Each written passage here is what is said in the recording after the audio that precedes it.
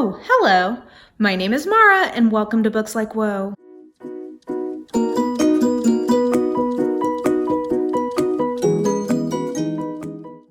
Alrighty guys, we are on book 10 of Mission Marple. So we've only got 3 novels left and 1 short story collection. So we're kind of rounding the bend here, and this was a great one this week. So if you have never seen a Mission Marple video before, just so you know, what I'm doing here is I am reading all of the Miss Marple novels and short story collections from Agatha Christie in order of publication and reviewing them. And we are also doing a read-along Goodreads group, so I'll have that linked in the description box if you want to get into some spoilery discussions with people who are also reading these books.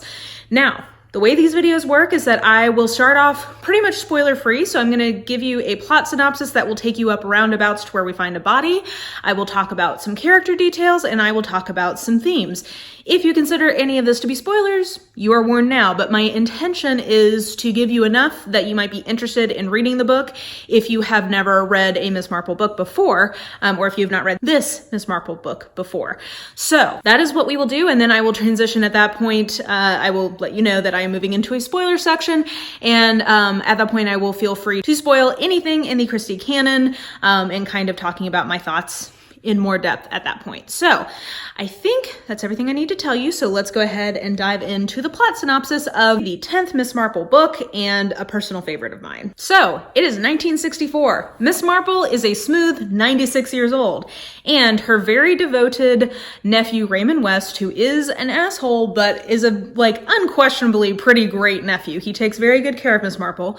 Because she keeps getting pneumonia in damp old England, he has sent her away for a Caribbean holiday to a fictitious island that I think is called Saint Honoré. That sounds right. And she is at a resort with a bunch of strangers and enjoying a lot of steel drum bands. Oh, the steel drum bands that get brought up in this book. It is definitely like a leitmotif. So she actually doesn't like them very much. And we kind of open the book. She's been there for a few weeks. She kind of knows a lot of the people who are at the hotel. So most of the people you should know are that there are, I guess, 3 couples who she interacts with quite a bit. One of them owns the hotel. The other 2 are a set of couple friends who have a lot of intrigue between them. There is an older dude named Mr. Raphael and a couple of caretakers. He's super rich, super crankety. He's there. Miss Marple's there. And then the other main guest we know about is Major Palgrave, who is sort of like the blustery old, used to be stationed in India military dude that Agatha Christie likes to write about quite a bit. So he's there, and then there's some people who work at the resort. But anyway, so the scene opens with her talking to Major Palgrave, and he's going on and on about a story. He does this a lot. He bores everyone with his stories that he repeats over and over again. And he likes to have pictures or sort of props basically as a part of his stories. So he starts telling Miss Marple about a couple of times that he's encountered murderers, and he starts to show her a picture of a murderer, and right when that happens, he freezes, puts it away, and kind of changes the subject. And Miss Marple thinks this is odd, and a bunch of the hotel guests kind of come over to them at that moment. So it was sort of a weird interaction, but Miss Marple doesn't think a lot of it until Major Palgrave shows up dead. And allegedly from a heart attack, but nobody knew that he had high blood pressure or any kind of heart issues. So that seems a little weird.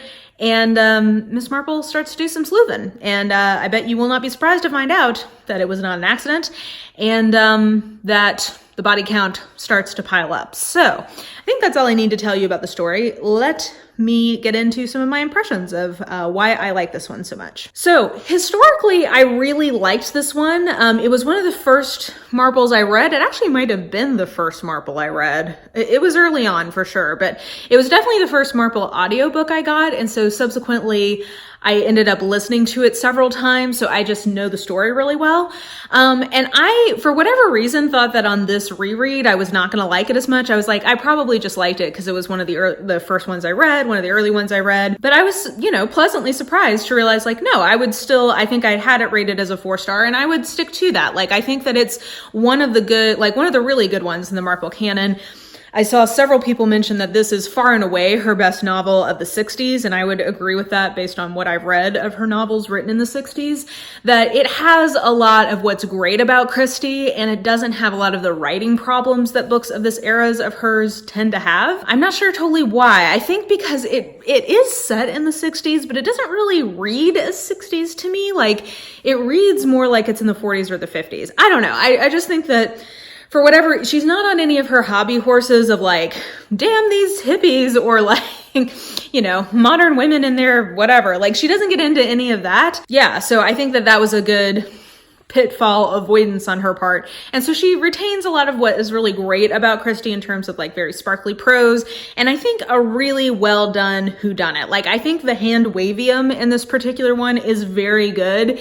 And even when you know the solution, I think you have to really look for the clues, even though they are presented very fairly. They're presented in a way that you don't take note of them. So I just think that this is a really good Miss Marple book and a really good Christie book, especially for this time in her career.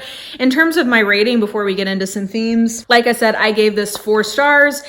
And where did I end up ranking this? I think I ended up putting this at number 5. So I've got it as Murder at the Vicarage, then The 13 Problems, then A Pocket Full of Rye, then The Body in the Library, and then A Caribbean Mystery. So yeah, I put this one, I guess, kind of in the middle of where we are now, but based on the ones that we have left, I don't foresee any of those messing up that top 5 ranking. So I think this will end up being what I would say is the 5th best Marple. So that's great. I was kind of, for whatever reason, like I said, expecting not to like this one as much this time around, but I did. So let me talk about some themes, and then we'll get into some spoilers. So I do think one theme in this book is sort of like sexuality and sexual mores. There's a lot of discussion about adultery in this, and sort of like how that is handled in the modern world in the 60s. And I also like maybe my favorite part of this book, just love it. She, in the very beginning, is trying to read one of Raymond's books, because we know that Raymond West writes these like modern novels.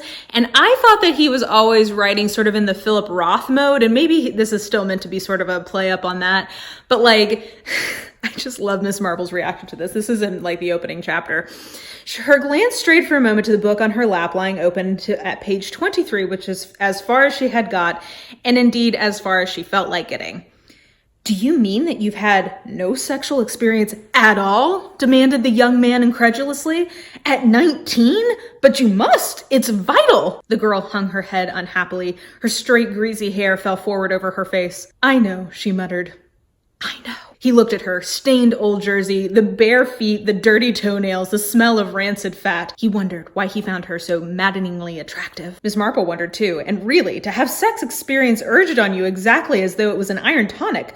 Poor young things. So I just loved that Christie shade at sort of the modern attitude towards sex, which I think she often sort of sees as being really regressive, in the sense of it being seen as like almost something for your health or for your mental stability, and not like for pleasure. I don't know. She makes that critique, I think, several times in her books, of like people not seeming to enjoy sex the way that they should be.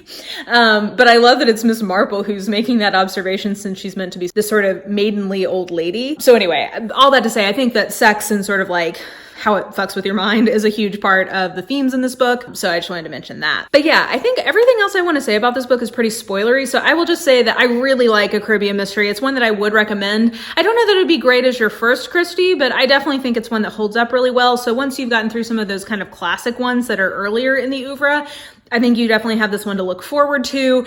It is, like I said, it has a lot of that sparkly Christie prose. The mechanics of this one are really good, and I think the characters really hold up. So definitely give this one a recommend.